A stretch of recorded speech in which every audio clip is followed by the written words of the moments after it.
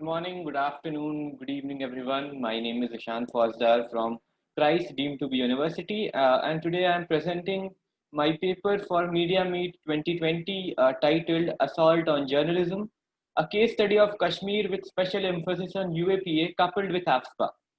So, in the beginning, at the onset, it is important to understand the aim of this paper or what this paper is about. And this paper is about seeing Kashmir through a different lens. So Kashmir has always been in news for terrorism, for insurgency, and this terrorism, this Islamic fundamentalism, can be traced back to 1990, after the exodus of the Kashmiri Pandits, and which led to the implementation of AFSPA in the Jammu and Kashmir state, the then state. AFSPA is the Armed Forces Special Powers Act, which gives the army special powers, an extra dimension of protection to fight terrorism. And hence, a war against terrorism was waged in Kashmir. However, what the paper is interested in is to analyze the hit journalism took in Kashmir owing to this war on terrorism, and following which UAPA, that is the Unlawful Activities Prevention Act, which has been in India since 1967 and has gone through successive amendments. The most controversial one being the 2019 amendment.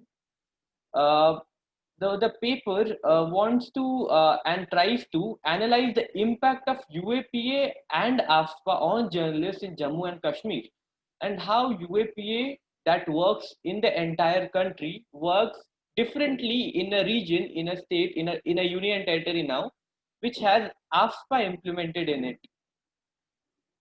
So why Kashmir? So there can be many answers to this question.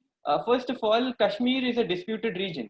And because Kashmir is a disputed region, there are more unheard voices and more unseen ground reality in Kashmir.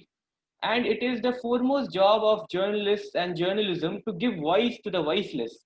Hence, it becomes paramount to analyze the condition of journalism in a state which needs it the most, which needs it the most.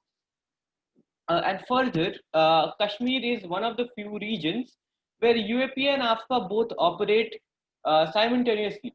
Another example can be the northeastern states. Then we come to the review of literature. It's astonishing to note that there is not one single book which has been dedicatedly written to analyze the condition and emergence of media in Kashmir or journalism in Kashmir. However, Prithvi and Chaku's A Social and Political History of Jammu and Kashmir, S.K. Ganju's Kashmir History and Politics, and Ramchandra Guha's India After Gandhi, these books can help understand the social and political history of Jammu and Kashmir and how the politics plays out in the state, in the then state. A.G. Nurani's Article 370, A Constitutional History, gives us a firm legal background to the state, which is important to understand, which is important in order to understand the dynamics in which AFSPA and UAPA, which are both federal laws, work in Kashmir.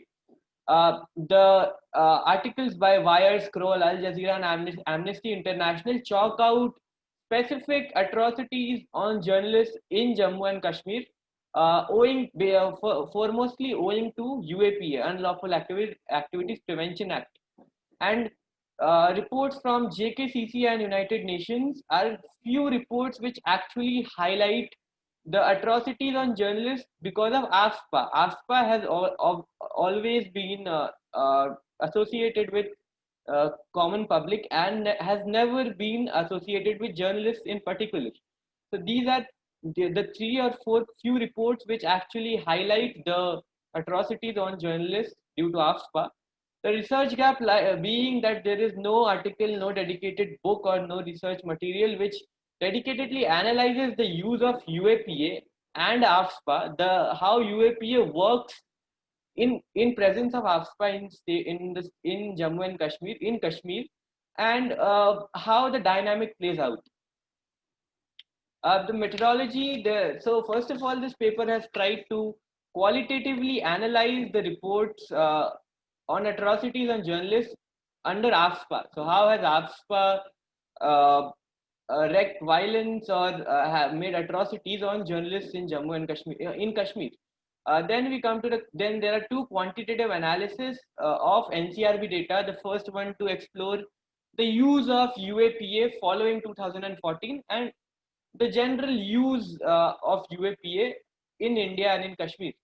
Uh, it also it is also the NCRB data has also been used to analyze to find out the conviction and the pendency rate of UAPA, which I'll be explaining in the further slides.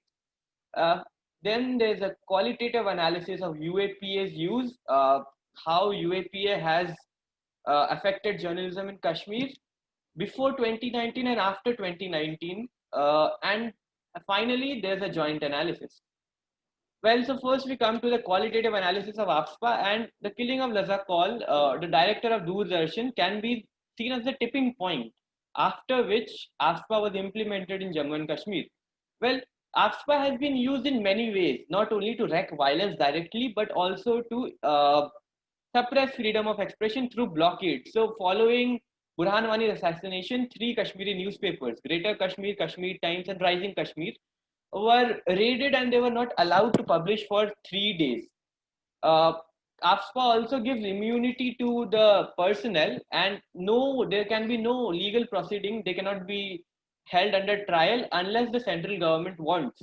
So, for example, there's a guy called Sheikh, editor of Rahnumai Kashmir, and he was killed, and his family alleged that the armed forces, along with a militant group, killed him. But then there was no investigation because AFSPA. Uh, AFSPA makes the protest very violent because AFSPA gives the army free pass to fire and to fire on anyone based on suspicion and arrest without warrant. So it makes protest very violent, and when the protests become violent, it is impossible to do journalism. I'll give an example. Muzammil Matto of Kashmir Reader and Zuhaib Makbul, they were working on an online portal and were hit with pellets while covering a protest because it became very violent. And there are many journalists who were hurt by pellets and even badly injured. Finally, if I sum up AFSPA and AFSPA's atrocities, 21 journalists have lost their lives in targeted killings or because they were caught in crossfire since 1990 owing to AFSPA. UAPA, when we come to UAPA, this is the quantitative analysis of the use of UAPA. It is interesting to note that UAPA did not have a separate column in the NCRB crime report before 2014. So NCRB comes out with a crime report every year, and UAPA did not have a separate head of its own before 2014 under SSL crimes. But then after 2014, it was given a a separate head of its own, and it blasted. The use of UAPA blasted after 2014. In 2014, it was 976. It went on to 922 in 2016, and in 2018, it went on to 1182. Jammu and Kashmir stands second in the list of states where UAPA has been used the most. First is Manipur, and it can be seen how the cases exploded in Jammu and Kashmir. In 2018, it went on to 245. In 2014, it was 45 only. Uh, then we come to the conviction rate and the pendency rate under UAPA. So conviction rate, it can be easily understood that what's the percentage of alleged people who are charged under UAPA who are found guilty in the court of law. So the conviction rate under UAPA has been incredibly low, 27% in 2014, 14% in 2015. That is only 14% of the total cases which were tried in court were found guilty, and the rest were acquitted. They were not found guilty. And the pendency rate is a number, actually a percentage of the cases which are left pending in a particular year. For example, in 2014, 97% of the cases under UAPA were left pending. They did not reach the court. In 2017 and in 2018, it is 93.4%. That is 93.4% charged under UAPA do not even reach the court. Then we come to the qualitative analysis of UAPA. So UAPA has been used in many ways to suppress journalists. For example, the tipping point is Burhan Wani's assassination, and after Burhan Wani's assassination, to suppress freedom of speech, a journalist called Asif Sultan was picked up in the middle of the night, informally arrested, and then charged with UAPA because he wrote a column named Rise of Burhan. The photojournalist Kamran Yusuf was uh, charged under UAPA after he got bail of his initial charges to prevent him from getting bail, because if you charge someone with UAPA, getting bail is extremely difficult under Section 43D5 of the Act. And further, after 2019, the abrogation of Article 370 or defunctionalization of 370, UAPA was again used to curb freedom of expression. Gohar Gilani was slapped with UAPA and he was avoided, he was not allowed to fly, and he's a very renowned journalist. Masrat Zahra is a very recent case. She was charged under UAPA Section 13 for unlawful activity, and this was the picture she was charged with. It is a 18-month-old picture on social media. So this was the picture she was charged with, and this is a protest which is going on. It can be seen that joint analysis of UAPA and AFSPA, I'll be discussing more on this, but it can be seen a statement, a single statement of Hamza, a journalist, which happened after 370. So she was returning after covering a protest, and there were army personnel waiting outside her house to check her. And this was a statement given by her. I felt as if I was carrying a deadly weapon instead of a camera. Muzmail Matto was beaten down in while covering a prayer in Kashmir. There were many atrocities. There were many cases of violence which were used under AFSPA, and UAPA worked in correspondence to AFSPA. So both work together. Major findings. So the major findings of the study found that UAPA is divided into three phases. The first phase is before 2014, when UAPA was just for namesake. After 2014, UAPA exploded, and after 2019, UAPA took its worst form. And it is worth noting that there was a lot of cry after 2019 amendment of UAPA, but the 2019 amendment of UAPA has not been used once by the government. And what has been used is the 2004 and the 2008 amendment. So we can say that after 2004 and 2008, UAPA became a gun which was filled, and the 2019 government just fired it. UAPA has been very ineffective. It first of all, it exploded after 2014, owing to the corresponding with the new government, NDA government, and because of the low conviction rate of UAPA, it can be seen that UAPA is not effective. It is not suppressing anything. It is only used as a harassing tool. So the pendency rate in UAPA has been very high, and so it can be understood in this way: 97% of the cases under UAPA are pending. So they do not reach court, but the accused has to spend years in jail, and the jail is not, and it is difficult getting bail under UAPA. So that becomes a completely harassing experience for the journalist or the anyone who is facing trial. Well, AFSPA made UAPA worse because, first of all, a journalist is not protected under AFSPA. He can be physically assaulted, physically abused, and then UAPA took away from him his journalistic rights. The case of Irman Malik, Hamza are two prime examples. Kashmir's new media policy. So DIPR came out with the media policy 2020, and it is an archetype of what a media policy should not be. It provides for censorship on the basis of words which are very vague, such as anti-national.